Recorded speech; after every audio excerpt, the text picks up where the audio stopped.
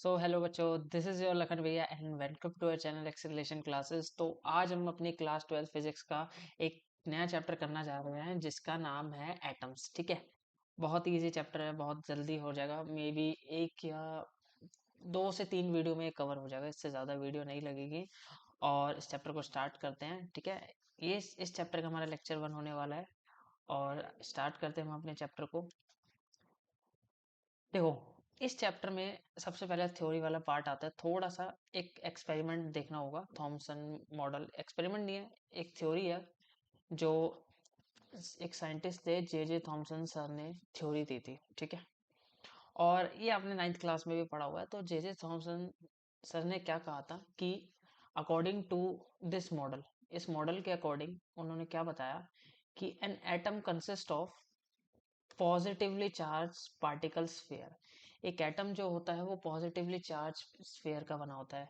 जिस तरीके से लेट्स अज्यूम हमारे पास एक बॉल होती है, और बॉल जो होती है, बॉल का बाहरी हिस्सा पूरा वॉल्यूम जो होता है वो पॉजिटिव चार्ज से बना हुआ होता है। इसने क्या बोला? Positive charge with positive charge uniformly distributed on the surface, जिसमें हमारा पॉजिटिव चार्ज सरफेस पे डिस्ट्रीब्यूटेड होता है। सिमिलरली उसी तरीके से, या फिर कह सकते हैं कि जो नेगेटिव चार्ज है वो एम्बेडेड होता है इन इट। जैसे हमारे पास एक बॉल है, पॉजिटिव चार्ज उसके चारों तरफ या उसके वॉल्यूम में डिस्ट्रीब्यूटेड होता है। इन्होंने ऐसा बोला। सरफेस का मतलब होता है, उन्होंने बोला कि उसके वॉल्यूम में डिस्ट्रीब्यूटेड है सारा पॉजिटिव चार्ज। ऐसा उन्होंने थ्योरी दी। और उन्होंने कहा कि जो नेगेटिव चार्ज है, ये नेगेटिव चार्ज उसके अंदर धसा हुआ है। जैसे जैसे देखो, ये क्या बोला? As seed in the watermelon. जैसे वाटरमेलन के अंदर जो ब्लैक ब्लैक से सीड होते हैं वो इलेक्ट्रॉन को दर्शाते हैं। ठीक है, आगे चलते हैं, इसको थोड़ा सा अच्छे से समझते। देखो, ये डायग्राम है, इसको देखो, एटॉमिक मॉडल थॉमसन वाला। ठीक है, कैसे समझाया? देखो, जैसे ये जो पूरा वाटरमेलन है, ठीक है, ये वाटरमेलन है। वाटरमेलन में इन ये जो इसके बीज होते हैं यानी सीड्स, इनको क्या बोला? इलेक्ट्रॉन्स बोला है। इनको इलेक्ट्रॉन्स बोला है। ठीक है, अब बाकी का जो बचा हुआ हिस्सा है, उन्होंने इनको पॉजिटिव चार्ज बोला। क्या बोला? Positive charge. बचे हुए हिस्से को इन्होंने पॉजिटिव चार्ज बता दिया। और इनका कहना था कि जितना भी पॉजिटिव चार्ज है, जितना भी पॉजिटिव चार्ज है, ठीक है, वो नेगेटिव चार्ज के बराबर है। नेगेटिव चार्ज के बराबर है, इसीलिए एटम जो है वो स्टेबल है। इसीलिए एटम स्टेबल है। ठीक है, देखो जैसे इसमें दिखाया है, नेगेटिव चार्ज, ये पॉजिटिव चार्ज उसके वॉल्यूम में है। ठीक है, आगे देखते हैं इसके लिमिटेशंस क्या थे। लिमिटेशंस थॉमसन मॉडल्स के: it could not explain large number of scattering alpha particle. Alpha particle का लार्ज नंबर ऑफ स्कैटर करना रदरफोर्ड एक्सपेरिमेंट में वो एक्सप्लेन नहीं कर पाए ये। ठीक है, तो रदरफोर्ड एक्सपेरिमेंट को अभी आगे समझेंगे, तब आपको समझ आएगा कि large number of alpha particle scattering होता क्या है। दूसरी चीज ये थी कि it could not explain the origin of spectral series of hydrogen. यानी ये उस टाइम पे ये नहीं बता पाए कि जो स्पेक्ट्रल सीरीज थी वो एग्जिस्ट नहीं करती थी। ऐसा बोला उन्होंने, स्पेक्ट्रल सीरीज एग्जिस्ट ही नहीं करती थी उस टाइम पे। ठीक है, तो ये दो इनके लिमिटेशंस थे जो इम्पोर्टेंट है भी, और सीबीएसई में मे भी बहुत कम आता है ऐसा। ठीक है, आगे चलते हैं। अगला है हमारा रदरफोर्ड एक्सपेरिमेंट, जिसको कहते हैं अल्फा पार्टिकल स्कैटरिंग एक्सपेरिमेंट। ठीक है, अब अल्फा पार्टिकल होता क्या है पहले वो समझते हैं ना। अल्फा पार्टिकल, देखो मैंने अल्फा पार्टिकल लिखा। बेसिकली अल्फा पार्टिकल जो होता है हीलियम, अल्फा पार्टिकल जो होता है वो हीलियम होता है। हीलियम मतलब अल्फा पार्टिकल की अगर एक डेफिनेशन दो तो क्या होता है? डबल आयोनाइज्ड, एक सेकेंड,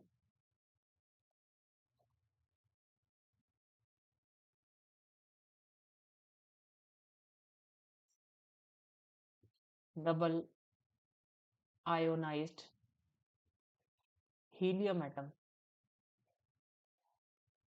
यानी अल्फा पार्टिकल वो होता है जो हीलियम का डबल आयोनाइज्ड हीलियम का एटम होता है, अल्फा पार्टिकल। जैसे ये हीलियम है, हीलियम का एटॉमिक नंबर है 2 और इसका मास नंबर भी 2 है। अब देखो कि हीलियम की जो शक्ल होती है कुछ इस तरीके की होती है। हीलियम के अंदर देखो इसने क्या बोला, 2 एटॉमिक नंबर है, तो मतलब 2 प्रोटॉन होंगे, 2 ही न्यूट्रॉन होंगे। इसके चारों तरफ की बात करते हैं शेल्स में, लेट्स एज्यूम इसके 2 इलेक्ट्रॉन्स होते हैं, है ना। जितने प्रोटॉन्स होंगे उतने ही इलेक्ट्रॉन्स होंगे, तो ये इसके इलेक्ट्रॉन्स है ना। तो मान लेते हैं इसके पास 2 इलेक्ट्रॉन्स हैं। अब जब ये दोनों इलेक्ट्रॉनों को निकाल देगा, दोनों इलेक्ट्रॉनों को निकाल देगा, तो बचेंगे 2 प्रोटॉन और 2 न्यूट्रॉन। अब इसके बाद दोनों इलेक्ट्रॉन चले गए। इस टाइम पे इसका फॉर्मूला था हीलियम 2, ऐसा, ठीक है। बाद में इसका फॉर्मूला हो गया helium atomic number 2, mass number 4 plus plus. 2 plus इसलिए लगाए क्योंकि 2 इलेक्ट्रॉन निकाल दिए, है ना। अब 2 इलेक्ट्रॉन निकाल दिए, यही हमारा होता है अल्फा पार्टिकल, यही हमारा होता है अल्फा पार्टिकल। अब बेसिकली अल्फा पार्टिकल का सोर्स क्या है? अल्फा पार्टिकल का सोर्स है बिस्मथ, एक एलिमेंट होता है, ठीक है। बिस्मथ एक एलिमेंट है, वो ही इसको इजेक्ट करता है, ये अल्फा पार्टिकल का सोर्स है, ठीक है। अल्फा पार्टिकल के बारे में समझ लिया, नेक्स्ट स्लाइड पे समझते हैं कि एक्सपेरिमेंट है क्या। पहले इसको इस इससे समझते हैं। ये देखो अल्फा पार्टिकल स्कैटरिंग एक्सपेरिमेंट। देखो कुछ इस तरीके का सेटअप होता है, मैं पेन कलर चेंज कर लेता हूँ। देखो इसने बोला ये जो बॉक्स है ये रेडियो एक्टिव सोर्स, देखो ये जो होता है ना बिस्मथ, ये ही सोर्स है अल्फा पार्टिकल का, और ये जो होता है ये रेडियो एक्टिव एलिमेंट होता है, ये होता है रेडियो एक्टिव एलिमेंट, ठीक है। बिस्मथ ही रेडियो एक्टिव एलिमेंट होता है, इतनी बात समझ आई, आगे चलते हैं। अब होता क्या है कि यहाँ से जो बिस्मथ होता है वो अल्फा पार्टिकल रिलीज करते हैं, बिस्मथ जो एलिमेंट होता है वो अल्फा पार्टिकल को रिलीज करते हैं। अब देखो जब यहाँ से अल्फा पार्टिकल को रिलीज किया जाएगा, ठीक है, देखो यहाँ से ऐसे जा रहा है, अल्फा पार्टिकल तो हर जगह से जाएंगे क्योंकि यहाँ से होल कर रखा है, ये देखो ये होल, ठीक है। यहाँ से भी अल्फा पार्टिकल निकलेगा। सो एक्सपेरिमेंट करने के लिए हमें कुछ ही अल्फा पार्टिकल की जरूरत थी, है ना। बहुत कम क्वांटिटी में अल्फा पार्टिकल हमें मिले तो ज़्यादा अच्छा रहता है, ठीक है। होगा क्या कि यहाँ से क्या हो गया, ये जो है ना ये लेड की ब्रिक्स लगा दी है, ये लेड की ब्रिक्स लगा दिया। अब लेड की ब्रिक्स क्या काम करेगी इस चीज में? देखो लेड की ब्रिक्स का मतलब है कि इसको कॉलीमेट कर दिया गया। कॉलीमेट का मतलब है कि लेट्स एज्यूम हमारे पास इतने सारे ऐसे देखो अल्फा पार्टिकल जा रहे थे। अब मुझे एक बात बताओ, आपने यहाँ से एक ब्रिक लगा दी, यहाँ से एक ब्रिक लगा दी ऐसे, तो गुंजाइश है कि कुछ ही अल्फा पार्टिकल निकलेंगे, है ना, बाकी सारे रह जाएंगे, ट्रैप हो जाएंगे। तो यहाँ पे भी यही किया है, यहाँ पे लेड के ब्रिक से हमने इसे कॉलीमेटेड कर दिया। कॉलीमेटेड मतलब एक सीधी लाइन में ही अल्फा पार्टिकल को भेजना है ना, ठीक है। समझ आती है, हमने अल्फा पार्टिकल को एक सीधी लाइन में भेज दिया। तो यहाँ से हमने इसे ऐसे कॉलीमेटेड किया, लेड की ब्रिक्स को छेद कर दिया, होल कर दिया। अब यहाँ से अल्फा पार्टिकल जब जाएगा तो यहाँ पे देखो क्या लिखा है, beam of alpha particle, alpha particle की बीम्स निकल रही है ना। अब आगे देखो ये जो चीज है ना ये है गोल्ड फॉइल, गोल्ड की फॉइल ले ली, जैसे आप जिसमें रोटी पैक करते हैं और फ्रेश जो होता है, मतलब वो जो होता है ना सिल्वर का, हाँ, जिसमें हम खाना पैक करते हैं, सिमिलरली उसी तरीके से उससे भी बहुत ज्यादा थिन, बहुत ज्यादा पतला, हमने एक गोल्ड फॉइल ले ली। ऐसा क्यों किया, गोल्ड फॉइल क्यों ली? क्योंकि हमें कुछ ही एटम्स के रिजल्ट देखने थे। जैसे गोल्ड फॉइल एक ऐसी फॉइल है जिसमें हम एज्यूम कर सकते हैं कि कुछ हजारों एटम ही मिलेंगे, इससे ज्यादा ना ही मिलेंगे, नहीं मिलेंगे, है ना। तो हुआ क्या कि जब यहाँ से अल्फा पार्टिकल की बीम भेजी गई, तो अब भाई ये गोल्ड फॉइल पे टकराएंगे, तो इन्होंने गोल्ड फॉइल पे टकराए, ऐसे करके गोल्ड फॉइल पे टकराए। अब मुझे एक बात बताओ, पूरी गोल्ड फॉइल जो है वो एटम से मिलके बनी है, ऐसे छोटे छोटे, देखो मैं एटम्स बना रहा हूँ, छोटे छोटे एटम से मिलके बनी हुई गोल्ड फॉइल, है ना। और उन एटम्स के बीच में खाली स्पेस भी होगा, बिल्कुल ठीक बात है ना। ये देखो मैंने बनाई गोल्ड फॉइल। अब इन एटम्स के बीच में खाली स्पेस भी होगा। हुआ क्या कि जब हमने इस गोल्ड फॉइल के पीछे एक जिंक की स्क्रीन लगा दी, वैसे ये ZnS होता है, इसको इसका पूरा नाम है जिंक सल्फाइड। क्या नाम है? Zinc sulphide. जिंक सल्फाइड की हमने एक लेयर लगा दी और वो घूमती रहती है। अगर आप एक्सपेरिमेंट यूट्यूब पे देखेंगे तो वो घूमती रहती है ना। हमने जिंक सल्फाइड की लेयर लगा दी। होगा क्या कि ये जो जिंक सल्फाइड की लेयर होती है, जैसे ही इस पे कुछ इलेक्ट्रॉन इस पे स्ट्राइक करते हैं तो ये चमकती है, अपीयर्स ब्राइटनेस, अपीयर्स ब्राइटनेस, इसमें ब्राइटनेस आती है। ठीक है, इसमें ब्राइट, BRIG, एक सेकेंड, स्पेलिंग मिस्टेक होगी, ठीक करते हैं। हाँ, तो ये अपीयर्स ब्राइटनेस, ये ब्राइटनेस लेके आती है।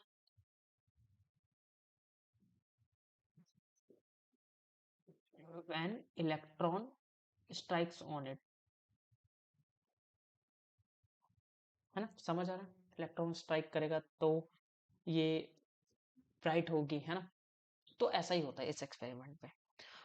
अब हुआ क्या कि जब यहाँ से अल्फा पार्टिकल निकले ऐसे करके, तो देखो आप नोटिस करोगे कि लेट्स एज्यूम, मैंने कहा कि ये एक एटम है, यहाँ एक एटम है, यहाँ एक एटम है। अब कुछ ही अल्फा पार्टिकल निकलेंगे, लेट्स एज्यूम यहाँ से अल्फा पार्टिकल आ रहे भाई, मान लिया एक अल्फा पार्टिकल यहाँ आ रहा है, एक अल्फा पार्टिकल यहाँ आ रहा है, एक अल्फा पार्टिकल यहाँ आ रहा है। तो इसको करते हैं, देखो ये अल्फा पार्टिकल, क्या अब अल्फा पार्टिकल, ध्यान दो पीछे चलते हैं, देखो अल्फा पार्टिकल जो है वो पॉजिटिवली चार्ज है, क्या है, पॉजिटिवली चार्ज है ना, इतनी बात समझ आती है। आगे चलते हैं।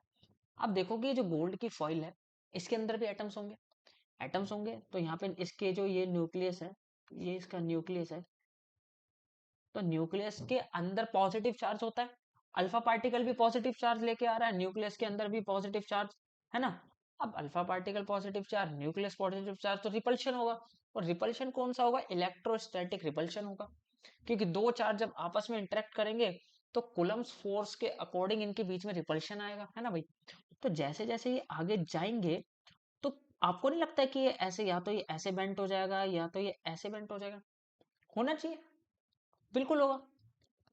और कुछ केसेस में देखा गया कि अल्फा पार्टिकल सीधे निकल गए, इससे हमें ये समझ आया, सबसे पहली चीज से, तो अगर वो अल्फा पार्टिकल बेंट हो गया, देखो ऐसे बेंट हो गया कुछ एंगल से, तो उससे हमें ये समझ आया कि भाई जो हमारा एटम होता है, मतलब जो हमारा एटम होता है वो, उसका कुछ पॉजिटिव चार्ज होता है, वो पॉजिटिवली चार्ज होता है और डेंस होता है बीच में, कुछ ऐसा पता चला।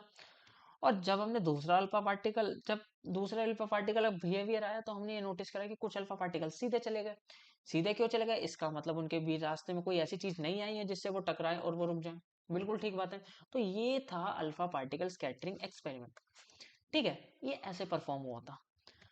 इसको थोड़ा सा और अच्छे से देखते हैं, देखो, देखो ये अल्फा पार्टिकल की बीम्स है, ठीक है, यहाँ पे अल्फा पार्टिकल्स की बीम भेजी, देखो सबसे पहले सेंटर वाली देखते हैं, ये बीम यहाँ पे वापस गई, इसने कहा देखो भाई ऐसे जा रही है, ये ऐसे ही वापस आ रही है, भाई ऐसे वापस क्यों आ रही है, इसने बताया कि कुछ अल्फा पार्टिकल जाए और वापस आ गए, ऐसा क्यों हुआ, ऐसा इसलिए हुआ क्योंकि ये जो न्यूक्लियस था पॉजिटिव चार्ज, और अल्फा पार्टिकल खुद भी पॉजिटिव चार्ज था, तो रिपल्शन होगा, रिपल्शन की वजह से वापस आ गया। अब देखो कुछ अल्फा पार्टिकल जो थे वो स्कैटर हो गए, स्कैटर मतलब कुछ एंगल से डिफ्लेक्ट हो गए, यानी उनपे भी न्यूक्लियर रिपल्शन लगा होगा, या तो फिर वो न्यूक्लियस से टकरा गए होंगे, यही हुआ होगा। इसलिए ये देखो, ये कुछ अल्फा पार्टिकल यहाँ से यहाँ चले गए, ठीक है। अब आप नोटिस करेंगे कि जहां पे कोई भी रास्ते में रुकावट नहीं थी, वो अल्फा पार्टिकल देखो सीधे चले गए। यहाँ पे भी देखो नीचे की तरफ से ये भी अल्फा पार्टिकल सीधे चले गए, क्योंकि इनके रास्ते में कुछ भी नहीं आया, है ना। हुआ क्या कि कुछ अल्फा पार्टिकल 180 डिग्री से हो गए, चले गए 180 डिग्री के एंगल से, यानी गए और वापस आ गए न्यूक्लियर रिपल्शन के कारण। कुछ अल्फा पार्टिकल 90 डिग्री के एंगल पे चले गए। आसान था ना, ये एक्सपेरिमेंट ऐसे ही होता है। आगे चलता है। अब हुआ क्या कि जब हमने अल्फा पार्टिकल स्कैटरिंग एक्सपेरिमेंट पढ़ा, तो उससे कुछ रिजल्ट निकाले, हमें उसी रिजल्ट को समझना है। देखो ये रिजल्ट क्या कहते हैं, रिजल्ट कहते हैं कि भाई most of the alpha particles, कुछ अल्फा बहुत most of the alpha particles past straight through the gold foil, बहुत सारे ऐसे अल्फा पार्टिकल थे जो गोल्ड फॉइल से सीधा ही पास हो गए। क्यों, क्योंकि बीच में खाली स्पेस था, है ना, इससे ये हमें समझ आया, यानी कहीं ना कहीं एटम में खाली स्पेस है। दूसरी चीज भाई, most of the alpha particle show small scale deflection, कुछ अल्फा पार्टिकल ऐसे थे जिसने छोटे स्केल में डिफ्लेक्शन शो करा, यानी ऐसे ऐसे, है ना, बिल्कुल ठीक बात है। तीसरा रिजल्ट क्या आता है, a few alpha particles about, कुछ अल्फा पार्टिकल अबाउट, देख लो 8000 में से एक, यानी टोटल अगर 8000 अल्फा पार्टिकल निकले होंगे तो उसमें एक अल्फा पार्टिकल ऐसा था जो डिफ्लेक्ट हुआ 90 डिग्री के एंगल से। कौन से एंगल से? 90 डिग्री के एंगल से। यानी 8000 में से एक अल्फा पार्टिकल 90 डिग्री के एंगल में से डिफ्लेक्ट हुआ। बिल्कुल ठीक बात है। चौथा क्या कहता है? Occasionally an alpha particle get deflected by 180 degree and begin to retrace its path. Occasionally, अचानक से कुछ ऐसा देखा गया कि एक या कुछ अल्फा पार्टिकल 180 डिग्री से गए और वापस आ गए। आसान था। मतलब 180 डिग्री इन द सेंस वो देखो जैसे अल्फा पार्टिकल यहाँ से गया, न्यूक्लियर रिपल्शन हुआ और यहाँ से वापस आ गया, तो 180 डिग्री का एंगल बना ना भाई, 180 डिग्री के एंगल से वापस आ गया, है ना। तो ये उसके कुछ रिजल्ट। ठीक है, समझ आता है। आगे चलते हैं। हमें क्या करना है? हमें हमने जो भी रिजल्ट पढ़े उससे कंक्लूजन निकाला कि भाई most of the space with in the atom is empty. भाई बिल्कुल ठीक बात है, क्योंकि जो अल्फा पार्टिकल ऐसे सीधे निकल रहे थे, इससे ये पता चल रहा था कि एटम के बीच का space, most of the space खाली रहता है। बिल्कुल ठीक। अगला क्या? All the positive charge and the mass of the atom, all the positive charge and the mass of the atom concentrated in very small region called the nucleus of the atom। इसने बोला कि जो atom का पूरा positive charge है और उसका पूरा मास है वो एक सेंटर पे कंसंट्रेटेड है, सेंटर पे कंसंट्रेटेड है, और उसी सेंटर को इन्होंने न्यूक्लियस बोल दिया। भाई ठीक है, यहाँ पे न्यूक्लियस है ना, बात समझ आती है, न्यूक्लियस है। तीसरा इन्होंने क्या कहा कि the nucleus is surrounded by the cloud of electrons. जो न्यूक्लियस है वो इलेक्ट्रॉन के क्लाउड से सराउंडेड है। न्यूक्लियस जो है इलेक्ट्रॉन के क्लाउड से सराउंडेड है। क्यों? क्योंकि भाई देखो, अगर बीच रास्ते में यहाँ पे देखो इलेक्ट्रॉन आया, ये है पॉजिटिव चार्ज, ये है नेगेटिव चार्ज, अगर आया होगा तो इसने इसे अट्रैक्ट भी किया होगा, है ना। ये भी तो पॉसिबिलिटी हो सकती है, तो कई अट्रैक्ट भी होंगे। इसलिए उन्होंने पता लगाया कि उसके चारों तरफ न्यू इलेक्ट्रॉन भी घूम रहे हैं, विच हैज, जो ये कह रहा है कि surrounded by electrons which is equal to positive charge of the nucleus, hence atom is electrically neutral। तो थॉमसन सर के, नहीं थॉमसन सर नहीं, रदरफोर्ड सर के एक्सपेरिमेंट से ये पता चला कि जो हमारा पॉजिटिव चार्ज है वो भी नेगेटिव चार्ज के इक्वल है किसी भी एटम के अंदर। इन्होंने बोला कि एक एटम का ये न्यूक्लियस होता है और न्यूक्लियस के चारों तरफ इलेक्ट्रॉन रिवॉल्व कर रहे हैं। रिवॉल्व का नहीं बोला, बट इन्होंने बोला कि चारों तरफ इलेक्ट्रॉन का क्लाउड है। क्लाउड मतलब बादल सा, मतलब रैंडमनेस है चारों तरफ इलेक्ट्रॉन्स के, ऐसा इन्होंने बोला। अब इससे ये समझ आता है भाई, हमें इसके बीच में ग्राफ खींचना है। किसके बीच में ग्राफ खींचना है? नंबर ऑफ पार्टिकल्स के बीच में। Number of particles, alpha particle जो भेजे और वो कितने एंगल से स्कैटर हुए, इसके बीच में हमें ग्राफ खींचना है। तो ग्राफ कैसा बनेगा ये थोड़ा समझ लो, और सीबीएसई के पॉइंट ऑफ व्यू से बहुत इंपॉर्टेंट है ना। पेपर में क्वेश्चन आता भी है, ग्राफ बनाने को आ जाता कई बार, है ना। तो ग्राफ देखो कैसे बनेगा। तो नॉर्मल सा ग्राफ बनता है, इसमें ज्यादा कुछ मुश्किल नहीं है। और ग्राफ जिस फॉर्मूले के अकॉर्डिंग बनता है ना, वो जो फॉर्मूला है, नंबर ऑफ एन, एन क्या डिनोट कर रहा है यहाँ पे, एक चीज बता देता हूँ। देखो भाई, एन यहाँ पे जो डिनोट कर रहा है, मैं बताता हूँ, एक सेकेंड।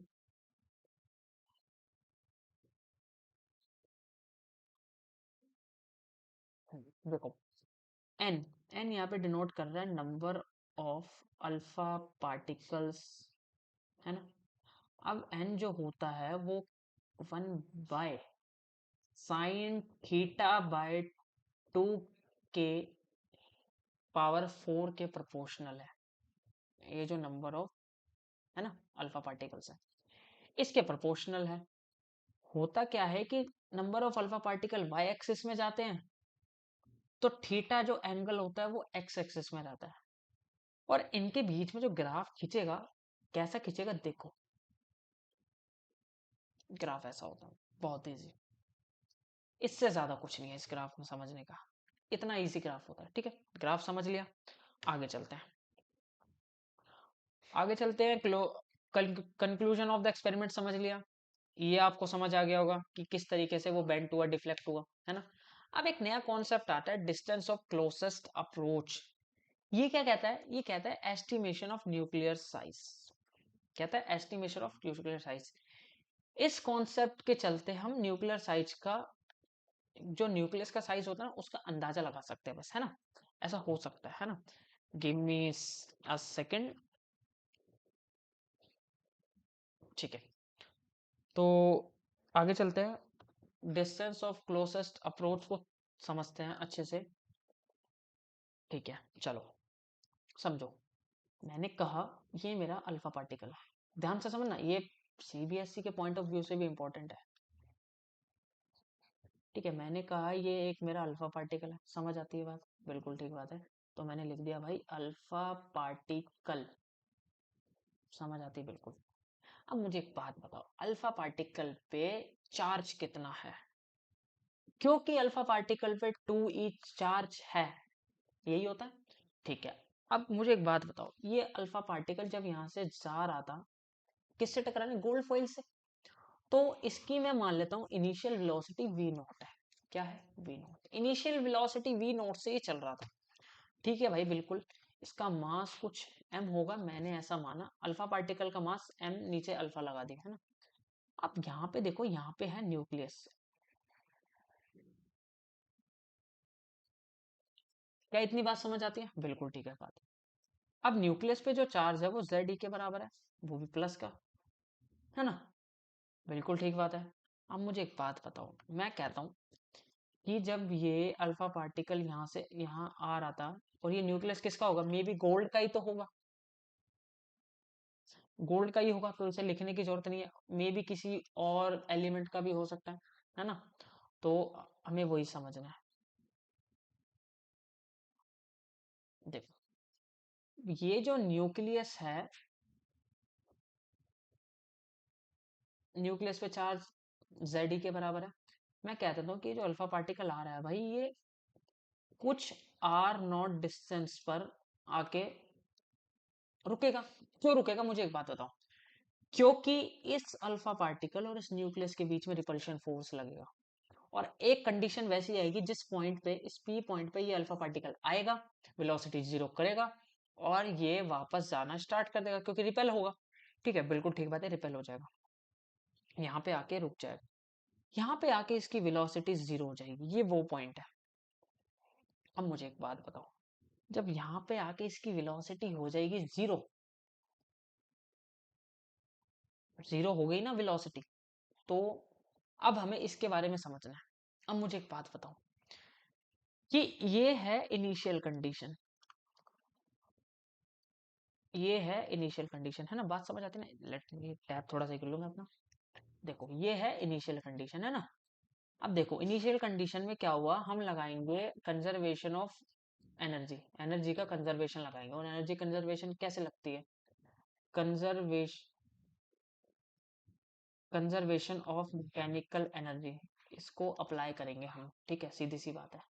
अब देखो, कंजर्वेशन ऑफ मैकेनिकल एनर्जी में क्या होता है, जब इनिशियली एनर्जी को देखेंगे, तो initially kinetic energy plus potential energy बराबर होगी final kinetic energy plus potential energy के। क्या इतनी बात समझ आती है? बिल्कुल ठीक है। अब इनिशियली काइनेटिक एनर्जी कितनी थी? देखो, half m alpha v square, ये होगी। इनिशियली पोटेंशियल एनर्जी कितनी थी? जीरो थी। आगे चलते हैं, फाइनली काइनेट, क्योंकि वेलोसिटी जीरो हो गई है, तो काइनेटिक एनर्जी जीरो हो जाएगी। अब पोटेंशियल एनर्जी कितनी होगी, मुझे बताओ। सेकंड चैप्टर में, चैप्टर 2 में अगर आपने पढ़ रखा हो, वैसे मैंने वीडियो डाली नहीं है, फिर भी मैं बता देता हूँ। सेकंड चैप्टर में जब दो चार्जेस के बीच में पोटेंशियल एनर्जी जाननी होती है, तो उसका फॉर्मूला होता है के Q1 Q2 अपॉन में R, दो चार्ज और उनके बीच का डिस्टेंस, है ना? तो देखो, के कांस्टेंट रहेगा भाई। पहला चार्ज क्या है? 2e। दूसरा चार्ज क्या है? Ze। डिवाइडेड बाय क्या? डिस्टेंस, डिस्टेंस है हमारा आर नॉट। बिल्कुल ठीक है, अब समझ आती है, बहुत बढ़िया। हमें क्या चाहिए? यही आर नोट होता है closest of distance approach, closest of distance of closest approach. देखो, नाम भी उल्टा बोल दिया, क्लोजेस्ट ऑफ, क्या कर रहा हूँ भाई, डिस्टेंस ऑफ क्लोजेस्ट अप्रोच। क्या बोलना है? Distance of closest approach. यही आर नोट है हमारा, डिस्टेंस ऑफ क्लोजेस्ट अप्रोच, है ना? आसान है ना? अब यही आर नॉट निकालना है तो इसको अलग कर लो भाई, देखो कर लो। देखो यहाँ से आर नोट को उधर भेज देता हूँ, या एक काम करते हैं, पहले एक काम करते हैं, इसको पूरे के पूरे को नीचे ले जाते हैं, ठीक है? सबसे पहले यही करेंगे।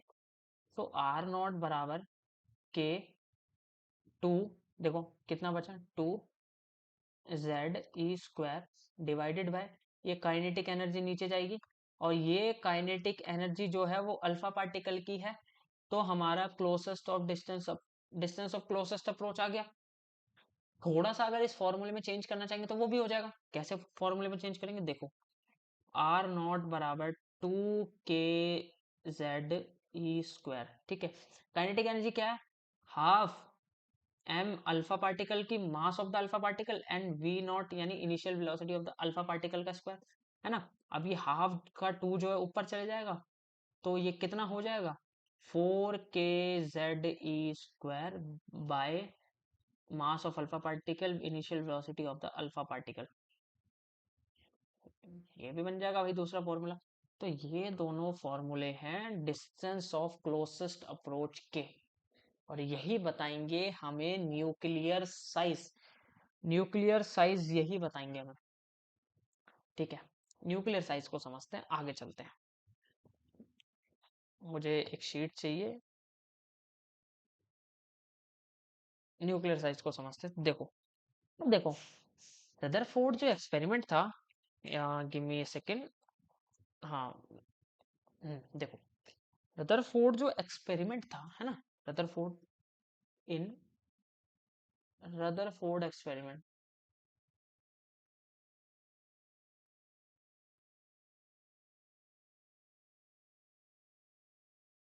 हमने रदरफोर्ड एक्सपेरिमेंट में क्या क्या करा? पहली चीज ये समझते कि हमने जो गोल्ड फॉइल ली थी, गोल्ड फॉइल जो ली थी, गोल्ड फॉइल का एटॉमिक नंबर था भाई 79। गोल्ड फॉइल का एटॉमिक नंबर था 79। गोल्ड फॉइल ली थी ना, उसका एटॉमिक नंबर था 79। अगली चीज क्या थी? उसकी जो काइनेटिक एनर्जी थी अल्फा पार्टिकल की, वो समझनी है। और जब हमने स्कैटरिंग एक्सपेरिमेंट करा अल्फा पार्टिकल पे, तो उस टाइम पे हमने उसकी काइनेटिक एनर्जी 5.5 MeV ली थी। MeV मतलब मेगा इलेक्ट्रॉन वोल्ट, 5.5 MeV। हम इस मेगा इलेक्ट्रॉन वोल्ट को कन्वर्ट कर सकते हैं, है ना? तो एक काम करते हैं, हम इसको मेगा इलेक्ट्रॉन वोल्ट से मेगा को हटा देते हैं। तो मेगा हटाने के लिए क्या करेंगे? 5.5 इंटू में 10⁶, और ये इलेक्ट्रॉन वोल्ट आ जाएगा, क्योंकि 10⁶ को मेगा कहते हैं, है ना? तो ये आ गई kinetic energy of the alpha particle. क्या इतनी बात समझ आई? बिल्कुल ठीक है, बहुत बढ़िया। और एक और चीज थी के, उस फॉर्मूले में के था 9 × 10⁹, जिसको परमिएबिलिटी ऑफ फ्री स्पेस कहते हैं। शायद आपने पढ़ रखा होगा, नहीं पढ़ रखा, कोई बात नहीं, आगे चलते हैं। एक सेकेंड, तो एक काम और करते हैं, हाँ ये थोड़ा रह गया है, इसको ना इलेक्ट्रॉन वोल्ट को, इसकी काइनेटिक एनर्जी को अल्फा पार्टिकल की जूल में कन्वर्ट और करना। तो जूल में कन्वर्ट करने के लिए हमें इसे मल्टीप्लाई करना पड़ेगा 1.6 इंटू में 10⁻⁻19। सो 5.5 इंटू में 10⁶ इंटू में 1.6 इंटू में 10⁻⁻19 जूल। अब ये काइनेटिक एनर्जी अल्फा पार्टिकल की कंप्लीट जूल में आ गई। हम जूल में एनर्जी मेजर करते हैं तो अभी आ गई, ठीक है?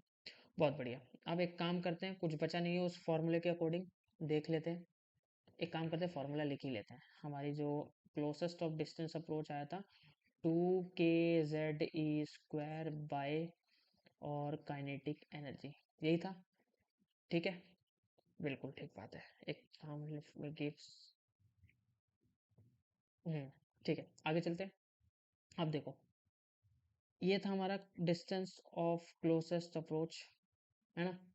अब एक काम करते हैं, वैल्यू पुट करते हैं। आर नॉट की।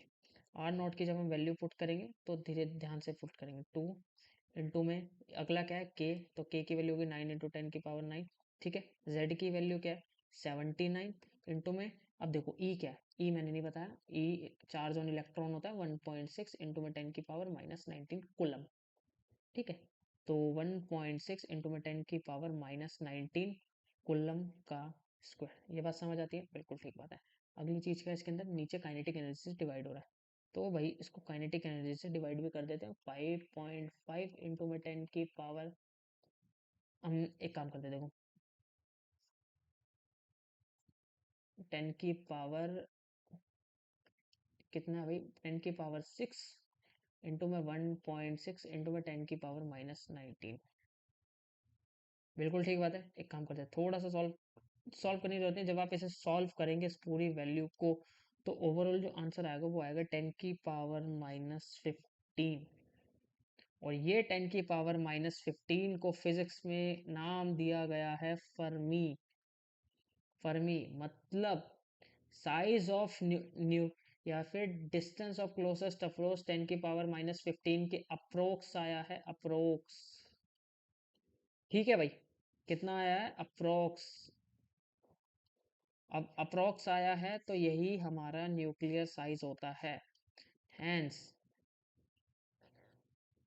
Size of nucleus is in Fermi.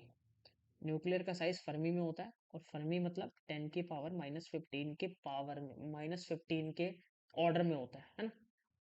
तो ये था हमारा distance of closest approach, important for the CBSE में इस। ठीक है, और ये बहुत इंपॉर्टेंट है, इसको करके जाना सीबीएसई में, मेरे टाइम में भी आया था, तो अच्छे से करना। और आज की क्लास को यहीं स्टॉप करते हैं, और नेक्स्ट वीडियो लेक्चर 2 रहेगी जो एटम पे रहेगा, और शायद उसके बाद मैं इलेक्ट्रिक चार्जेस एंड फील्ड पे लेक्चर बनाऊंगा। ठीक है, तो अभी के लिए इसको फिनिश करते हैं।